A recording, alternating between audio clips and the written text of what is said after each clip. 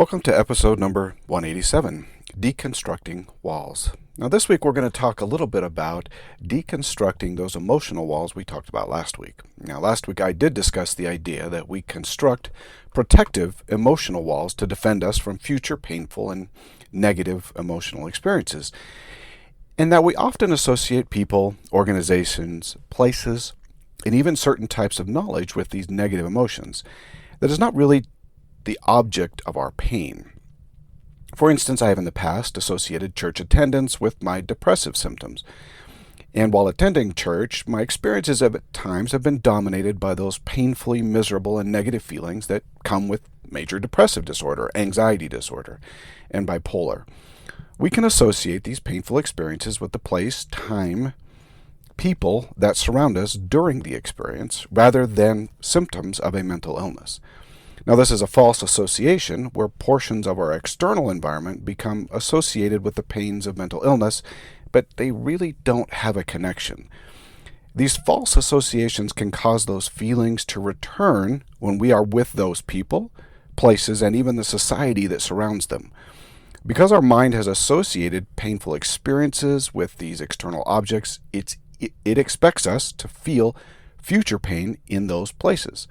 Now, our mind's obviously built to avoid pain. I've discussed this regularly, and to prevent it. And so we will consciously and even subconsciously avoid the associated external objects. For instance, I've known some individuals who were abused by church members. The abuser's membership made them trusted individuals to the victim. Now, when that trust is broken in a reckless and very emotionally painful way, the individual will associate the pain with the person and the organization, because their trust was wrapped in both of them, in the idea of membership. The trauma that occurred with these individuals is then transferred to the organization as a whole. Because the mind has a difficult time with disassociating the individual from the member in a trust sense, it is not uncommon for someone who has been abused by a trusted person to associate both the organization, buildings, places, and really anything surrounding the entire experience with the trauma and the pain of that experience. Now, the mind does this really as a protective mechanism. It expands the experience of the trauma to aid in avoidance of future pain.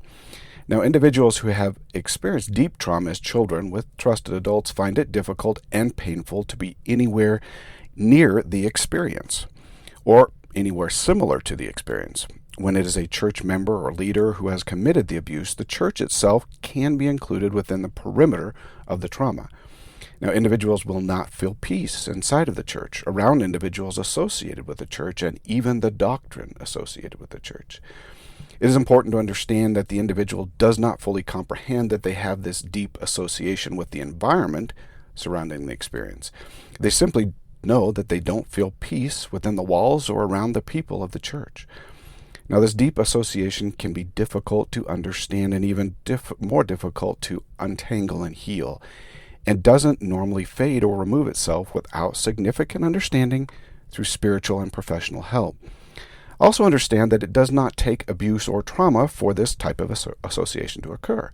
For instance, my particular mental and emotional issues with bipolar and major depressive disorder, and certainly anxiety, caused me to have difficult and painful symptoms while attending to church activities, including sacrament meeting.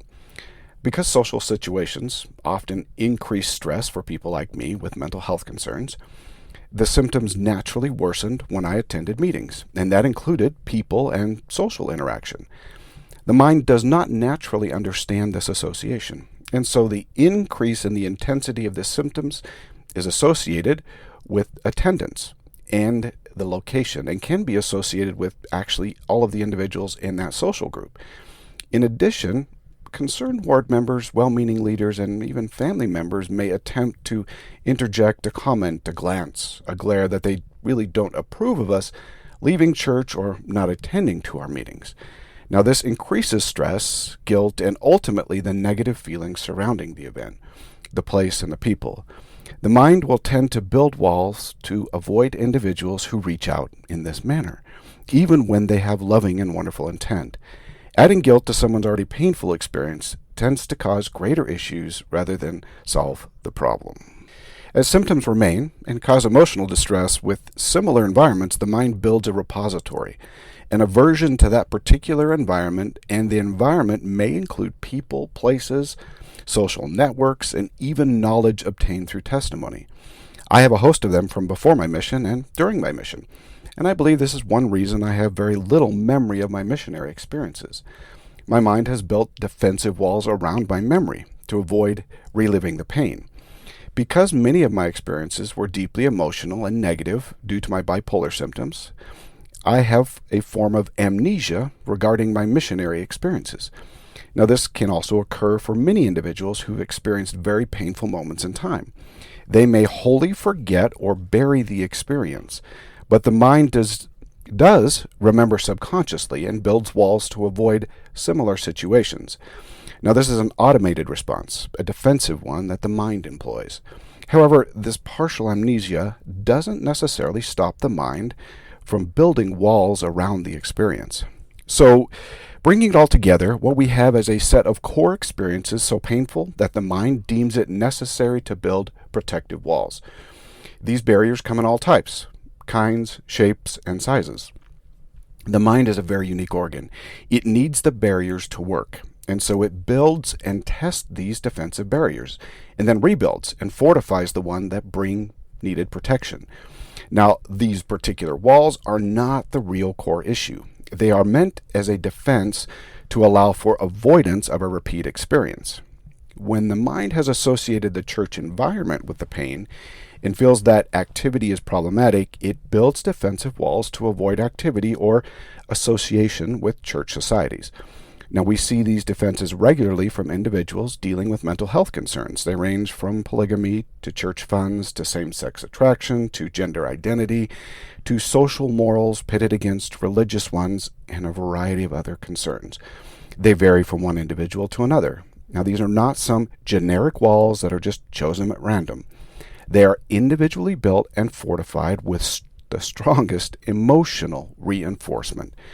We feel the sincere truth of our defensive barriers because our mind feels strongly that it needs to protect itself.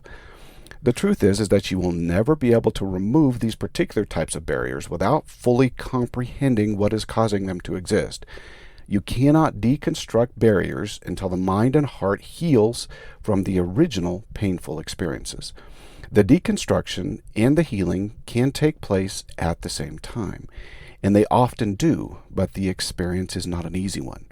Deconstructing these types of defenses and addressing trauma, pain, and hurt is a difficult road to travel, and it is a nearly impossible road to travel alone. And it is impossible without the help of the Lord. The first part of this road is naturally recognition. We must understand the true nature of our pain, our hurt, the depression, the anxiety.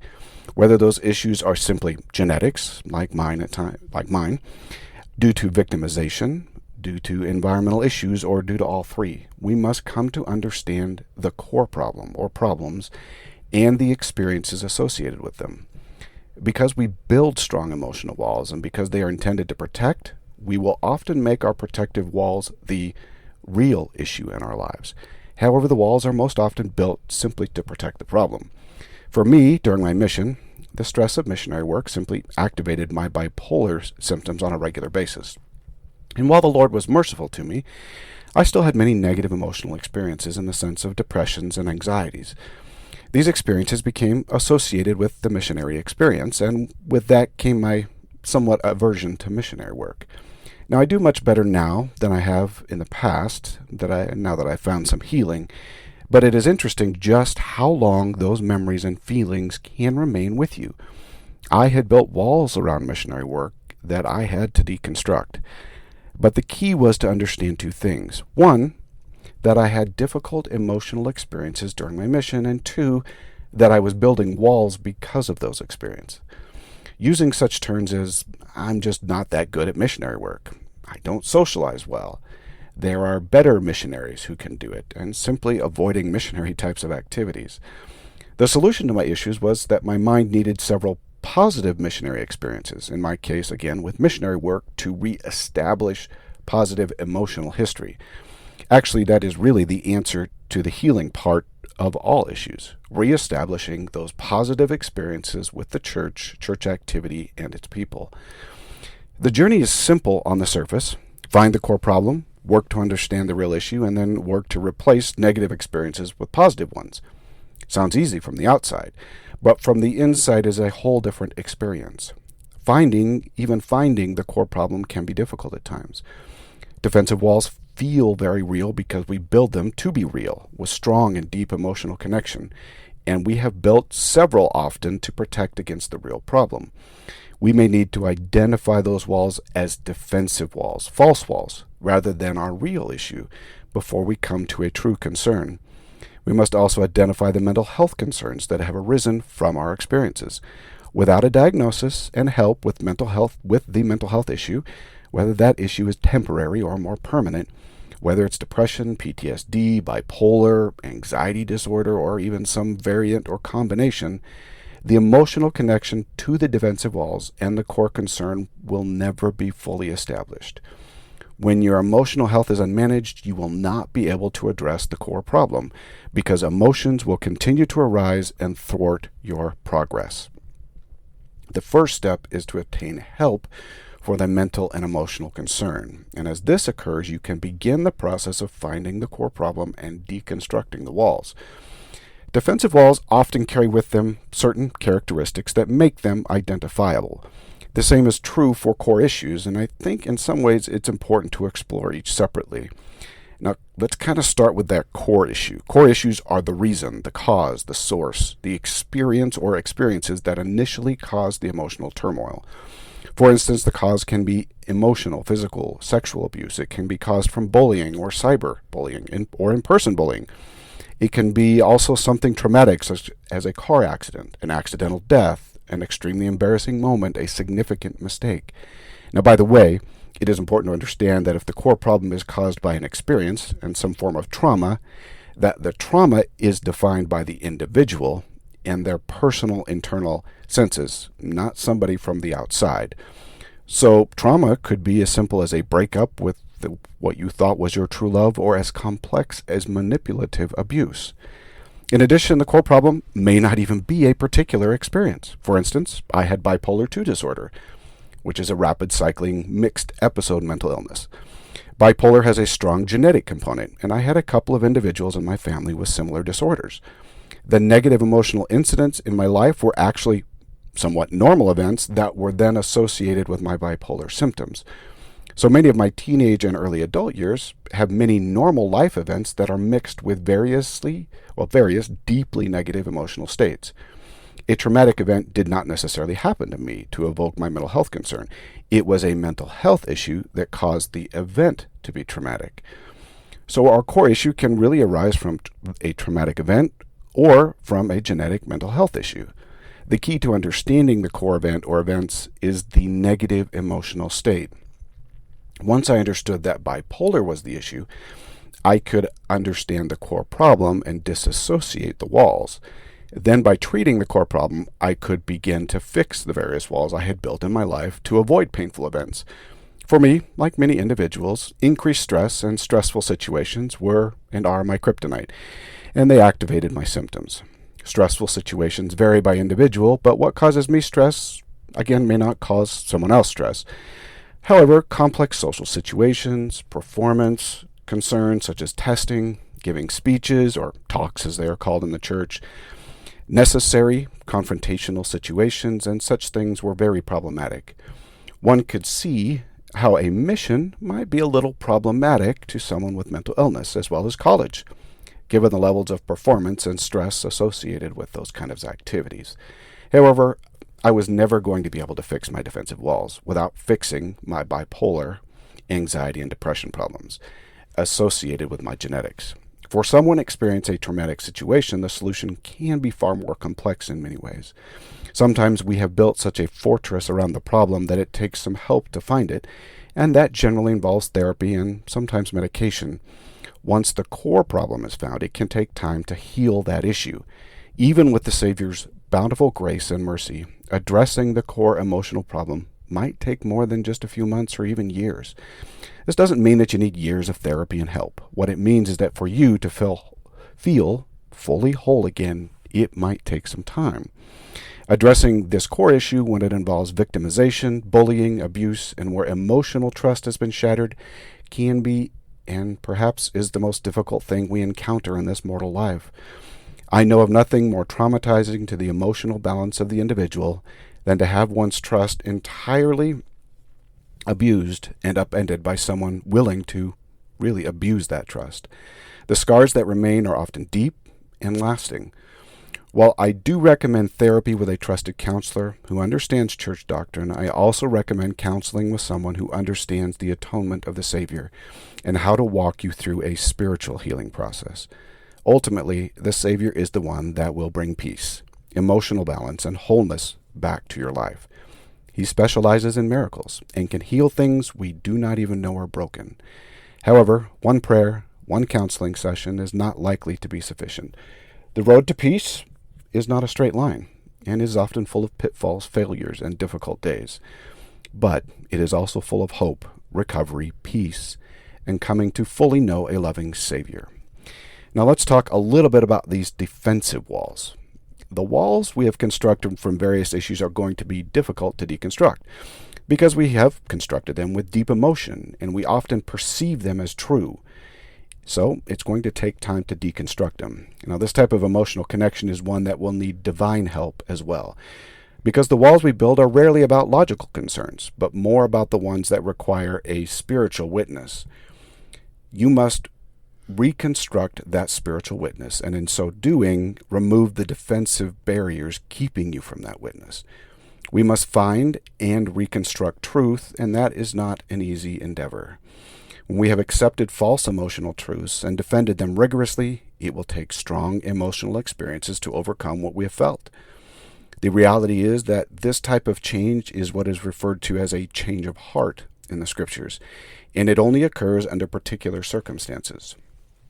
It is the Spirit's job to perform this spiritual heart transplant operation. From us, it requires humility, acceptance that we need the Lord's help and the Spirit's help, and a willingness to open our heart to the operation. As much as we would like the Spirit to simply cause a quick change immediately, and that does happen to some individuals, for the most part, it is a much longer surgery requiring us to remain humble and willing for a significant period of time. The change is far more likely to occur subtly and in waves rather than all at once. And the change happens sometimes so subtly that it can be difficult to tell one day from another that the change is taking place. And because you will likely be dealing with symptoms of mental illness during the process, there will be times that you will feel the process is recurring or occurring in reverse. However, persistence eventually wins, and the Lord can help with the humility, the willingness, and the persistence. He is ever willing to help us in our weakness and our trials. Finally, I think that it's important to understand that the Lord is a God of miracles. The process can feel impossible on a regular basis, and you can definitely feel hopeless, lost, and abandoned. The Lord is ever willing to show us His miracles on a personal basis. Miracles are really the interventions of grace, where without His help we would be left to ourselves and on our own. If we are humble and willing, miracles will occur. That I can definitely promise, because that is what the Lord has promised, and that is what I have experienced. As a benefit to the process, you will become ever more bonded to the Lord and develop a deep and abiding relationship with Him and the Father. This relationship can be, like the miracle itself, almost invisible from our perception, but slowly over time we gain confidence in Him and His ability to heal, and our faith develops. Ultimately, personally, I wish I could heal everyone from those moments of emotional pain, allowing them to fully heal and experience life anew. But I also know that these experiences are important learning tools to teach us of the power of the Savior's atonement and His love for us. They also provide for us important experiences that ultimately we will need for our own children. The one thing I do know is that the Savior can fully heal the wound and make up the difference. May He bless you to find the peace and hope that you need in your life. Until next week, do your part so that the Lord can do His.